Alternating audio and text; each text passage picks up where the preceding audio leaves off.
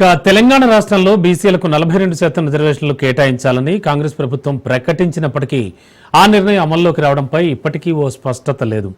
రాష్ట్రంలో స్థానిక సంస్థల ఎన్నికల సన్నాహాల్లో ఉండగా రిజర్వేషన్ల అంశం తలెత్తడంతో ప్రభుత్వం ఆందోళన చెందుతోంది. ఓవైపు ఎన్నికల హామీని నిలబెట్టుకోవాల్సిన బాధ్యత, మరోవైపు న్యాయపరమైన పరిమితుల ఒత్తిడి, ఈ రెండింటి మధ్య కాంగ్రెస్ ప్రభుత్వం మల్లగుల్లాలు పడుతోంది. అసెంబ్లీలో ప్రభుత్వం బీసీలకు 42% రిజర్వేషన్ కల్పించడానికి తీర్మానం చేసిన సంబంధిత బిల్లు కేంద్రానికి పంపిన తర్వాత రాష్ట్రపతి వద్ద పెండింగ్లోనే ఉంది. ఈ బిల్లుకు పార్లమెంట్ ఆమోదం ఇప్పట్లో వచ్చే పరిస్థితి అయితే కనిపించడం లేదు. ఈలోగా హైకోర్టు ప్రభుత్వం మీద గడువు పెట్టింది. 90 రోజుల్లో సర్పంచ్ ఎన్నికలు నిర్వహించాలని స్పష్టం చేస్తూ నెల రోజుల్లోగా రిజర్వేషన్ల ప్రక్రియ పూర్తి చేయాలని ఆదేశించింది. సెప్టెంబర్ 30వ తేదీ లోపు మొత్తం ఎన్నికల ప్రక్రియ పూర్తవ్వాలని స్పష్టమైన టైం లైన్ కూడా ఉంది.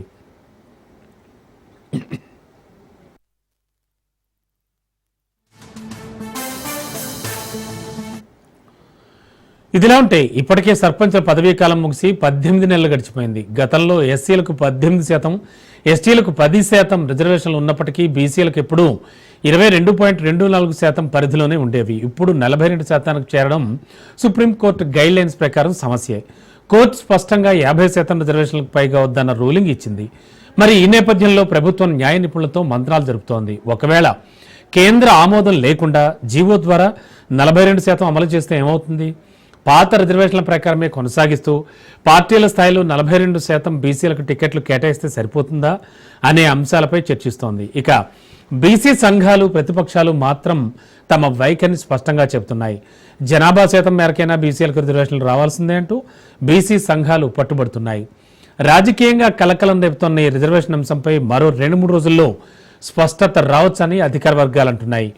ఓవైపు హామీ, మరోవైపు న్యాయపరంగా చిక్కుముడులు, రెండింటి మధ్య తెలంగాణ కాంగ్రెస్ ప్రభుత్వం స్థానిక సంస్థల ఎన్నికల్లో బీసీలకు 42% రిజర్వేషన్ అమలుపై క్లిష్టమైనటువంటి నిర్ణయం తీసుకోవాల్సిన పరిస్థితి ఎదుర్కొంటోంది.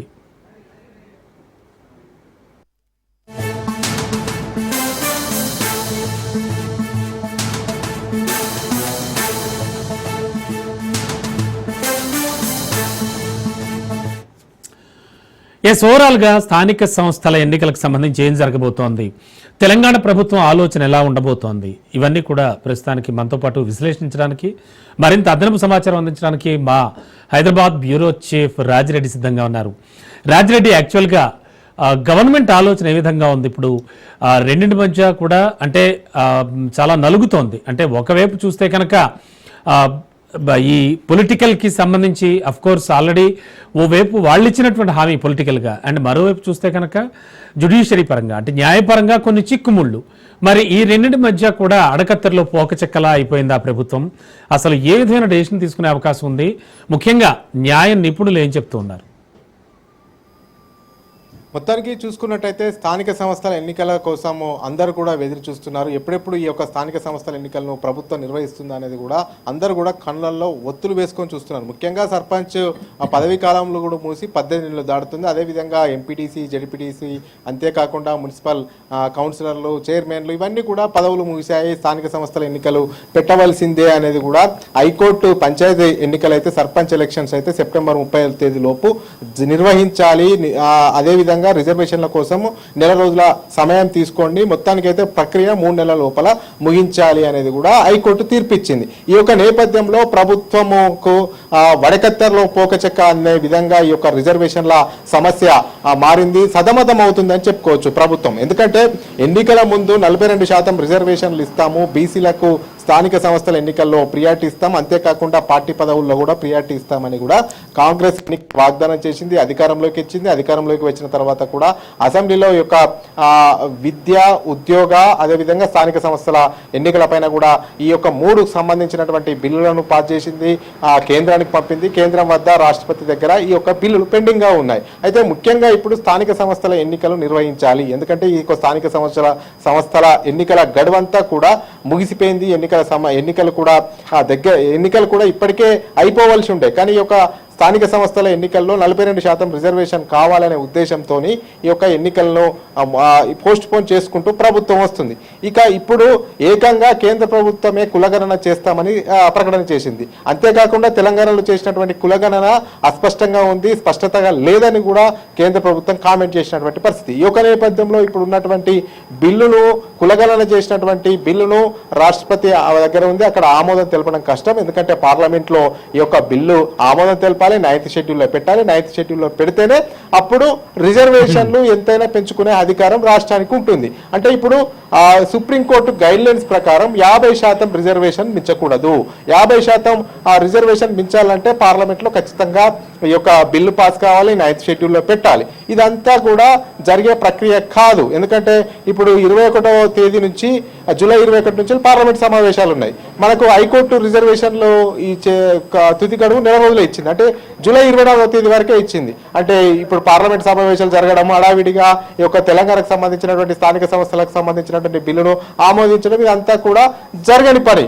ఇక plan A, plan B, plan C అనే దానిలో కాంగ్రెస్ ప్రభుత్వం వెళ్తుంది. అందులో భాగంగానే తర్జన పడుతుంది. అంటే కొందరు మంత్రులు ఒక రకంగా చెప్పడం, కొందరు మంత్రులు ఇంకో రకంగా చెప్పడము, పాత రిజర్వేషన్లు కంటిన్యూ చేస్తే ఎలా ఉంటుంది అనేది ఒక రకంగా ఆలోచించడం, లేకపోతే రాష్ట్ర ప్రభుత్వమే జీవో తీసుకొచ్చి జీవో ప్రకారం ముందుకెళ్తే 42% చేస్తే ఎట్లా ఉంటుందని ఆలోచన చేయడం, ఇలా రకరకాల ఆలోచనలు చేస్తుంది. అందులో భాగంగా రాష్ట్ర ప్రభుత్వం జీవో తీసుకురావచ్చు, జీవో తీసుకొచ్చి బీసీలకు 42% రిజర్వేషన్ ఇవ్వచ్చు. కానీ ఇక్కడ పెద్ద చిక్కుముడి ఉంది, ఎందుకంటే సుప్రీంకోర్టు గైడ్ లైన్స్ ఏంది 50% దాటకూడదు. ఒకవేళ ఇప్పుడు 42% తీసుకొస్తే ఆల్రెడీ ఎస్సీలకు 18% ఉంది, ఎస్టీలకు 10% ఉంది. ఇవన్నీ కలిపితే మళ్ళీ 70% దాకా రిజర్వేషన్ పోతుంది. ఇదంతా కూడా గందరగోళ పరిస్థితి అవకాశం ఉంది. మళ్ళీ ఎవరైనా కోర్టుకు పోతే ఎన్నికలే కింది మీద అయ్యే అవకాశాలు కనబడుతున్నాయి, ఎన్నికలే రద్దు అయ్యే అవకాశాలు కనబడుతున్నాయి. ఇవన్నీ కూడా కత్తి మీద సాంలాగా ప్రభుత్వానికి తయారైంది. ఎందుకంటే ఓ వైపు ఇచ్చినటువంటి హామీ నిలబెట్టుకోవాలి, మరోవైపు హామీ నిలబెట్టుకోవాలంటే 9th షెడ్యూల్లో చేర్చవలసింది. 9th షెడ్యూల్లో చేర్చే అవకాశం కనబడతలేదు. మరి ఇప్పుడు ఏ రకంగా ముందుకెళ్లాలనేది కూడా తర్జన పడుతుంది. అందులో భాగంగానే ఇప్పటికీ స్థానిక సంస్థల ఎన్నికల కోసం, రిజర్వేషన్ల కోసం ప్రభుత్వము అస్పష్టంగా ఉంది. ఇప్పటి వరకు రిజర్వేషన్ల అంశంపైన స్పష్టత లేదు, సందిగ్ధత కొనసాగుతుందని చెప్పుకోవచ్చు. అందులో భాగంగానే అయితే 42% రిజర్వేషన్లు రాష్ట్ర ప్రభుత్వం తెస్తే, ఒకవేళ జీవో తెస్తే, ఒకవేళ ఎవరైనా కోర్టుల కేసేస్తే ఎన్నికలు అయిపోతాయి. అయితే ఇప్పటికీ మాత్రము అన్ని ప్రతిపక్ష పార్టీలు, అటు బీఆర్ఎస్ అయితేనేమి, బీజేపీ అయితేనేమి, కమ్యూనిస్ట్ పార్టీలు అయితేనేమి, అన్ని పార్టీలు కూడా బీసీలకు 42% రిజర్వేషన్ కావాల్సిందే, కాంగ్రెస్ ప్రభుత్వం ఇచ్చినటువంటి మాట నిలబెట్టుకోవాల్సిందే అనేది కూడా ఓవైపు ప్రతిపక్ష పార్టీలు, మరోవైపు బీసీ సంఘాలు కూడా డిమాండ్ చేస్తున్నాయి. అయితే ఒకవైపు ఇట్లా చేస్తే టెక్నికల్ ఇష్యూస్ ఏమన్నా వస్తాయా, ఈ యొక్క జీవో ఇచ్చి మనం 42% రాష్ట్ర ప్రభుత్వం ఇస్తే టెక్నికల్ ఇష్యూస్ ఏమన్నా వస్తాయా అనేది కూడా న్యాయ నిపుణులతో చర్చలు జరుపుతున్నారు, సంప్రదింపులు చేస్తున్నారు. అదేవిధంగా ఈ యొక్క టెక్నికల్ సమస్యలు రాకుండా ఏ రకంగా అధిగమించాలనేది కూడా న్యాయ నిపుణులతో చర్చలు జరుపుతున్నారు.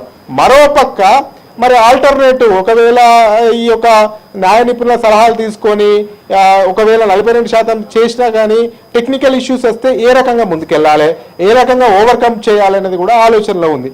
అయితే ఇప్పటికే వార్డు స్థాయి, గ్రామ స్థాయి ఈ యొక్క కులగణన చేశారు కాబట్టి ఎక్కడికక్కడ ఏ యొక్క జనాభా ఎక్కువ ఉంటుంది, ఒక ప్రభుత్వానికి అవగాహన ఉంటుంది కాబట్టి ఇక ఆ రకంగా రిజర్వేషన్లు గతంలో కాకుండా మార్చుకుంటూ వెళ్ళి కూడా బీసీలకు మళ్ళీ అట్లా చూసినా కానీ 22% వస్తుంది.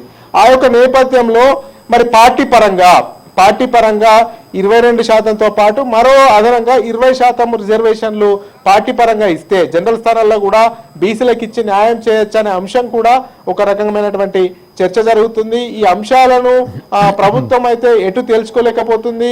ఇప్పుడు స్థానిక సంస్థలు ఎన్నికలు నిర్వహించడానికి ప్రభుత్వము సిద్ధంగా ఉన్నా కానీ ఈ యొక్క రిజర్వేషన్ల అంశమే ఏ రకంగా ముందుకెళ్ళాలి, ముందుకు పోతే నొయ్యి వెనుకపోతే గొయ్యిలాగా ప్రభుత్వం అంతా కన్ఫ్యూజ్ లో ఉంది. మంత్రులు కూడా ఒక్కొక్క మంత్రి ఒక్కొక్క రకమైనటువంటి అభిప్రాయం చెప్తున్నట్టు తెలుస్తుంది. అంతేకాకుండా గ్రౌండ్ లెవెల్లో ఉన్నటువంటి ఎమ్మెల్యేలు కూడా పరిస్థితిని ఒక్కొక్క రకంగా చెప్తున్నట్టు తెలుస్తుంది. గత కేసీఆర్ పెట్టినటువంటి రిజర్వేషన్లే మళ్ళీ కంటిన్యూ చేసుకుంటూ వెళితే పార్టీకి నష్టం జరుగుతుంది. ఎందుకంటే అక్కడ బీసీలకు తక్కువ రిజర్వేషన్లు వచ్చినాయి, పర్సెంటేజ్ 22, మళ్ళీ జనరల్కు ఎక్కువగా వచ్చినాయి. ఈ యొక్క నేపథ్యంలో మళ్ళీ అక్కడ పార్టీ పరంగా ఈ యొక్క జనరల్ స్థానంలో కూడా బీసీ ఇస్తే అటు ప్రతిపక్ష పార్టీలు మళ్ళీ బీసీ ఇవ్వాలని లేదు, బీసీలకు ఇవ్వాలని లేదు, వాళ్ళు ఓసీలకే ఇస్తే మళ్ళీ పార్టీ పరంగా నష్టం జరిగే అవకాశం ఉన్నదని తెలుస్తుంది. మొత్తానికి అయితే ఈ యొక్క రిజర్వేషన్ల అంశం అయితే సంశయంలో ప్రభుత్వం పడ్డది. ఒక 2 రోజుల్లో స్పష్టత వచ్చే అవకాశం ఉంది. డెఫినెట్లీ రాజిరెడ్డి, మీరు చెప్పినట్టుగా మంత్రులు కావచ్చు, ఎమ్మెల్యేలు కావచ్చు, క్షేత్ర స్థాయిలో వాళ్ళ అభిప్రాయాలు కావచ్చు, ఇవన్నీ ఓ పక్కన పెడితే కనుక న్యాయ నిపుణులు ఇస్తున్నటువంటి సలహాలు, సూచనలు, వీటన్నింటినీ బట్టి ప్రభుత్వం దగ్గర మధ్య మార్గంగా ప్రజలకి అలాగే తామిచ్చిన హామీని నిలబెట్టుకునే దిశగా ఏదైనా ఒక సొల్యూషన్ దొరికే ఛాన్స్ ఏమైనా కనిపిస్తోందంటారా? ప్రభుత్వం ఆలోచన ఎలా ఉంది? అంటే కన్క్లూజన్ ప్రభుత్వం కూడా ఒకటి చేయాలనుకుంటుంది. ఎందుకంటే ఇన్ని రోజులు లేట్ అయింది, ఆలస్యం అమృతం విషమైంది. కానీ ఈ యొక్క ఆలస్యానికి కారణం ఏంటి? 42% రిజర్వేషన్లు. ఈ 42% రిజర్వేషన్లు ఇవ్వకపోవడం వల్లే ఆలస్యం జరిగింది. అందులో భాగంగా ఇప్పుడు 42% రిజర్వేషన్లు ఇవ్వాలి అంటే ఇప్పుడు జీవో ద్వారా, రాష్ట్ర ప్రభుత్వం జీవో ద్వారా ఇవ్వచ్చు. ఇస్తే ఎవరైనా కోర్టుకు పోతే ఎట్లా అనేది కూడా ఉంది. అయితే ఈ మధ్య మార్గంగా మీరు చెప్తున్నటువంటి నేపథ్యంలో అయితే బీసీ సంఘాల నాయకులను పిలవడం, అదేవిధంగా ప్రతిపక్ష నాయకులను పిలవడం, చిన్న చితక పార్టీలందరినీ కూడా పిలవడం, అఖిలపక్ష సమావేశం ఏర్పాటు చేయడము. తెలంగాణలో జనాభా బీసీల జనాభా ఎక్కువగా ఉంది కాబట్టి ఆ ప్రభుత్వం ఒక జీవో ఇస్తుంది. ఆ జీవో ద్వారా 42% రిజర్వేషన్ ఆ బీసీలకు ఇద్దాము. ఎవరు కూడా కోర్టులో కేసు వేయవద్దు. ఏ పార్టీ కూడా, చిన్న పార్టీ అయినా పెద్ద పార్టీ అయినా, సంఘాలైనా కుల సంఘాలైనా, ఎవ్వరు కూడా కోర్టులో కేసు వేయకుండా జాగ్రత్తగా ఉండాలి అనేది కూడా అఖిలపక్షం సమావేశం ఏర్పాటు చేసి, బీసీ కుల సంఘాలను సమావేశం ఏర్పాటు చేసి, అంతేకాకుండా ఇతరుల క్యాస్ట్లు ఏవైతే ఉన్నాయో ఆ కులాలను కూడా ఈ యొక్క సమావేశంలో ఇంక్లూడ్ చేసి ఎవరు కూడా కేసు వేయవద్దు, ఈ రకంగానే ముందుకెళ్ళొచ్చు. ప్రభుత్వము ఆర్డినెన్స్ తీసుకొచ్చి ఆర్డినెన్స్ ద్వారానే 42% రిజర్వేషన్కి వెళ్ళాలి, ఏ ఒక్కరు కూడా కేసు వేయొద్దు అని చెప్పి నచ్చజెప్పి ఆ యొక్క ప్రకారం బీసీలకు 42% రిజర్వేషన్ ఇవ్వచ్చు. బట్ తెలంగాణలో 4 కోట్ల జనాభా ఉన్నారు. ఆ 4 కోట్ల జనాభాలో ఎవరో ఒకరిపై కేసు వేస్తే మళ్ళీ మొదటికే మోసం వస్తుంది. ఈ యొక్క నేపథ్యంలో ప్రభుత్వం అఖిలపక్ష సమావేశం పెట్టే ఆలోచన ఉంది. అదేవిధంగా వివిధ కుల సంఘాలతో మాట్లాడే ఆలోచన ఉంది. ఆ యొక్క ఆలోచన చేసి ఒక నిర్ణయం తీసుకునే అవకాశాలు అయితే స్పష్టంగా కనబడుతున్నాయి. ప్లాన్ 1లో భాగంగా ఇది. రెండోది ఏంటంటే కేంద్ర ప్రభుత్వం పైన ఒత్తిడి తేవడం.